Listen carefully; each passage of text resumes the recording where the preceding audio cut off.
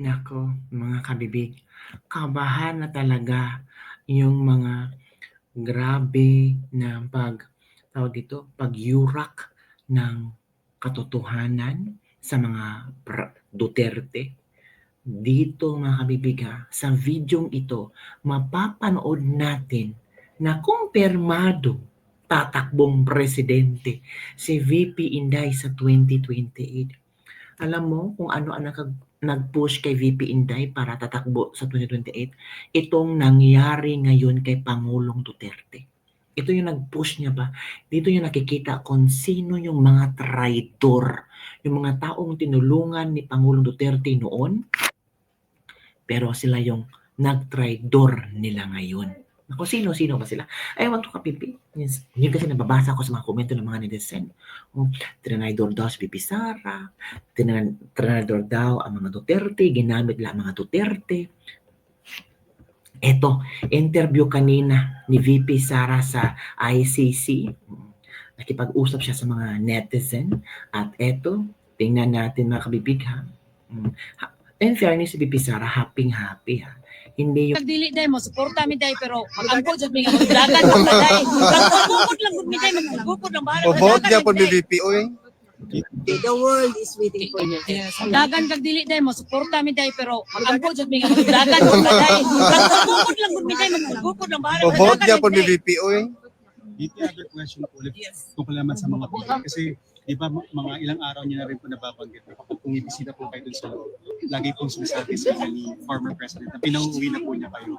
Ito po ba ay isang bilin din or isang pong advice na susundin niyo na tutuparin ninyo na uuwi po kayo? Nasabi ko naman na yan nung unang interview, no? Inaayos ko lang yung sistema dito sa tapos babalik ako ng Pilipinas. Ayusin ko na naman yung sa impeachment case ko.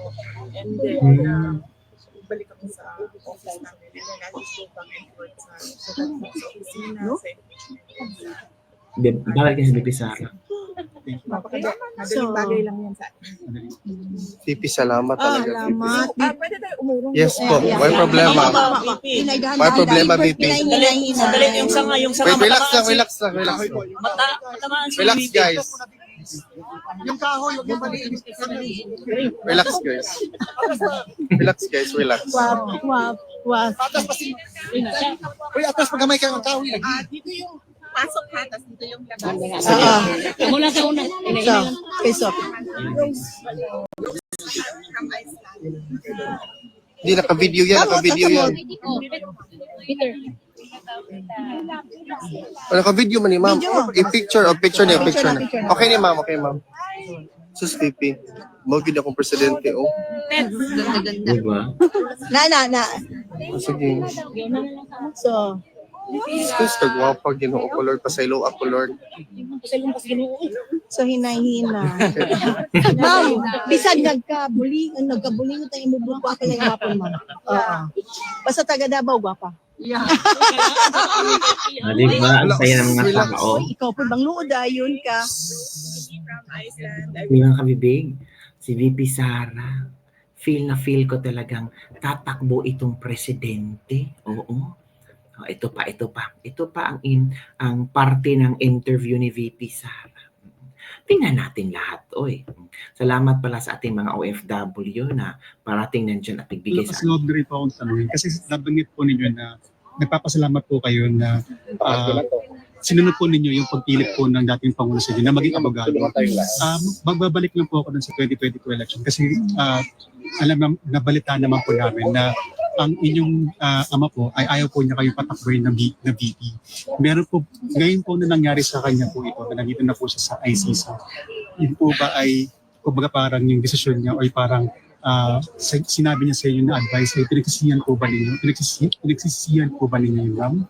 Hindi, wala naman siya sinabi sa akin na huwag kang pumipili. Wala siyang sinabing gano'n.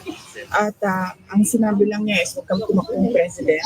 Wala siya sinabi huwag kang tumakbong VP. Ang sinabihan siya na tatakbo akong VP, sabi niya, hindi na ako sasali dyan. Okay na.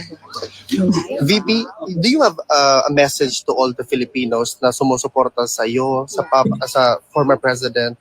Kasi sobrang mahal-mahal Totoo. ng mga Oo. Pilipino, ang mga Duterte, lalo na ikaw. Do you have Oo, napakalaki ng pasalamat ko na nandyan yung taong bayan dahil na napapaabot namin ang aming mensahe at napapaintindi namin sa lahat kung ano yung mensahe sa pamamagitan ninyong lahat. Kasi kahit ngayon nasa social media na, so napapalabas namin yung mensahe namin. Napakalaking tulong nun. At marami ang nagdadasal.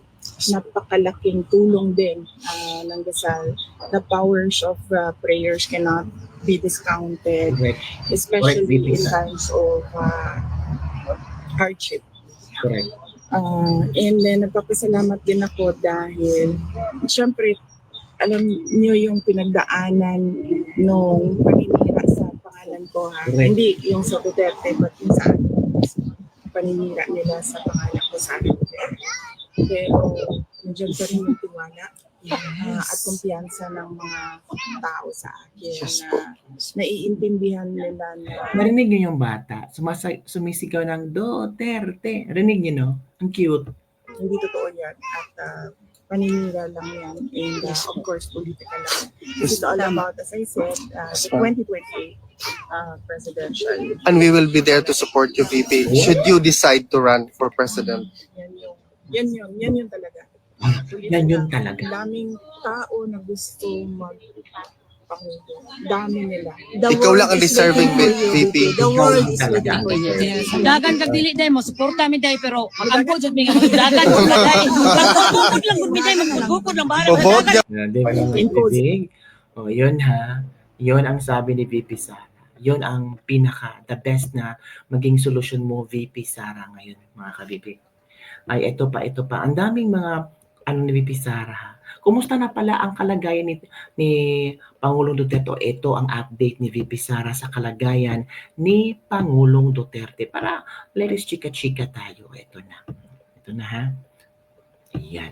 Siguro. Kay basin para si Tatay Taon mga patuyangan bitaw kung gusto siya rice, murag pwede siya mo kuan. Inom na ko siya. Gusto siya mo inom og Nakatanong sa akin. Painom na ako siya. Murag mo to yung first time ata niya na nakainom. Sugat ng gamot siya dito. Pero why cola bibi? Why ko? Wala kay mo ko. Ana kainom sa Coke-Zero? Maayo di ID. Nangutana ko sa iya, doon na ba kanon? Doon naman ba kanon? Ay salamat taon day. Nangutana ko sa Magluto mig bulat. kung saan nininingon siya mura daw Spanish. Mo request lang gyud siya Ma'am VP nga ipaluto-luto ang kanon kay ang Dutch baya nga rice is tagudtod. Oo, yun. Tingnan nyo mga kabibig ha. Ganun ang mga supporters ni Pangulong Duterte. Gagawin lahat para mabigay lang kung ano ang maibigay tulong. What if kaya yung politiko na ewan ko ba kung meron bang mga support, ewan ko mga kabibig. What if mangyari sa kanya ito? Meron kayang mga ganitong klaseng mga Filipino OFW na pupunta at magbibigay ng tulong or love and care? O, di ba kabibig? O kasi may patso itaon si presidente oy. Ilaw, bibi. Oh, tagudtod. Si former president po ay lawyer po. and Sa mga kabayan pinaabot ko na. Saan po ang extent ng pagtulong niya po doon sa defense strategy? Meron po ba siyang access doon sa meron po ba siyang let's say mga libro na binabasa doon na may kinalaman sa legal, sa ICC, nabanggit po na ito sa inyo? Hindi ko alam kung anong pinag-uusapan nila ng lawyer kasi Pasangin na ba? wala akong privilege sa communication. So, nakikinig sila regard na nakikinig sa tapos nire-record yung conversation na. So, hindi ka mag-usap about defense, yes, legal matters doon sa loob. ang pwede lang makipag-usap sa kanya ng confidential legal matters is ang lawyer kasi yun lang ang merong privilege for communication. So ang All five can visit anytime kapag halimbawa buo na and they start next week. Ayan ang hindi ko alam na kailangan niya talaga sa Nick. May sinabi rin po kasi si Attorney Kaufman that he is an excellent prosecutor. Tapos sinabi niya maybe he can teach the courts here how to do Prosecute, yes. how to prosecute. Well, yes, oo. Ganun naman lagi mag-isip pa si Pangulong Duterte. In relation to that, sinabi niya pala niya kanina. Sabi niya sa akin, buti na lang pinilit kita maging abogado. Dahil alam ko na mangyayari sa akin ito. How did you feel about it? Nagpasalamat din ako sa kanya. Sinabi ko naman na yan dati pa. I think pangatlong beses na ito na yan yung greatest gratitude ko sa aking ama na pinilit niya ako maging doktor or abogado. Dalawang choices lang pinilit. Pilit po ba or in-encourage po kayo? Pinilit. Pilit po. Hindi ba ilalagay mong halaman? Pero minanayon nyo rin yung profession eventually. And you appreciate it. Yun na, yung sinabi niyo. Salamat kayo. Napapadali sa akin na naiintindihan si Nick Kaufman. Naiintindihan ko lahat ng pinag-uusapan nila. Hindi ako nawawala sa mga kailangan namin i-discuss. And then naiintindihan ko din yung proseso na kailangan gawin. So, That was the comment of Attorney Kaufman sa iyo, VP. on that point, napapadali yung pag-asikaso sa pagpapalabas sa Kayo, VP, anong wish niyo po para sa inyong ama sa kanyang kaarawan? labas. Good health. Kasi 80 years old na siya. Oo, eh. true. Yes. And masakit yung tuhod. Yeah. So, I wish him love. Hindi na siguro yan, no? Ang dami na kasi Marami na siyang madami love. apaw na. Marami ng parating. Comfort lang. Comfort, good health. Freedom. Meron po akong How dalawang about follow-up. freedom? I think he doesn't mind na nandoon siya sa loob kasi alam naman niya na ano yun, kaparte yung sinabi niya na gagawin niya, harapin niya yung kung ano man yun. Kaso.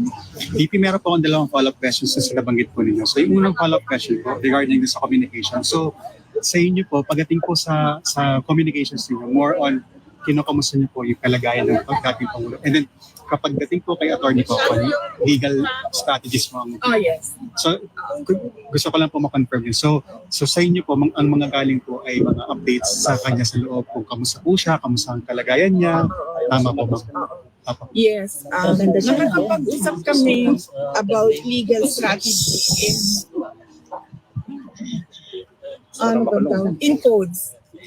Kasi nga, makikinig lahat ng sinasabi ang pinag-usapan namin, nire-record at pinag-translate at pinag-report. So, nag-usap kami in codes in Visayas.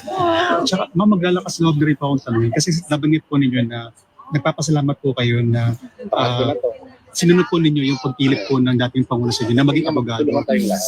Magbabalik lang po ako dun sa 2022 election kasi nabalita naman po namin na ang inyong ama po ay ayaw po niya kayong patakboy na VP. Meron po, ngayon po na nangyari sa kanya po ito, na nandito na po siya sa ICC. Yun po ba ay, kumbaga parang yung desisyon niya o parang sinabi niya sa inyo na advice ay pinagsisiyan po ba ninyo? Pinagsisiyan po ba ninyo, ma'am? Hindi, wala naman siya sinabi sa akin na huwag kang pumipili. Wala siyang sinabing gano'n. At ang sinabi lang niya is huwag kang tumakbong president. Wala siya sinabing huwag kang tumakbong VP. Ang sinabihan siya na tatakbo akong VP, sabi niya, hindi na ako sasali dyan. Okay na. VP, do you have So yun kabibig. Yun ang nangyari mga kabibig. So yun lang po ang ating latest libak-libak for today. Don't forget to like, subscribe, and share this video. Bye everyone. See you next time.